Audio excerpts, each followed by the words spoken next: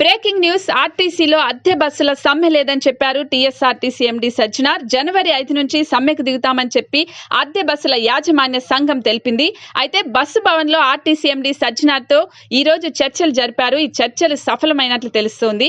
చర్చల అనంతరం మాట్లాడిన సజ్జనార్ అద్దె బస్సుల యాజమాన్ల సమస్యలను వారం రోజుల్లో పరిష్కరిస్తామని తెలిపారు. దీనికోసం ఒక కమిటీని కూడా వేస్తామని సజ్జనార్ మీడియా ముఖంగా వెల్లడించారు. జనవరి 5 నుంచి యథావిధిగా అద్దె బస్సులు నడుస్తాయని, ఎలాంటి సమ్మె ఉండదని తెలిపారు.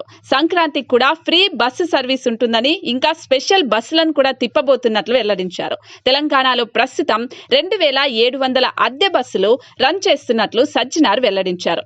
అయితే వాళ్ళ డిమాండ్స్ ప్రకారం 5 సమస్యలను సజ్జనార్ కు విన్నవించారని ఆర్టీసీ అద్దె బస్సుల యాజమాన్యం ప్రెసిడెంట్ మధుకర్ రెడ్డి తెలిపారు. తమ సమస్యలను జనవరి 10 లోపు పరిష్కరిస్తామని సజ్జనార్ హామీ ఇచ్చారని, అందుకనే జనవరి 5న తలపెట్టాల్సిన సమ్మె విరమిస్తున్నట్లు మధుకర్ రెడ్డి వెల్లడించారు. దీంతో సంక్రాంతికి వెళ్లే ప్రయాణికులకు ఎలాంటి ఇబ్బందులు ఉండవని సజ్జనార్ మీడియా ముఖంగా వెల్లడించారు.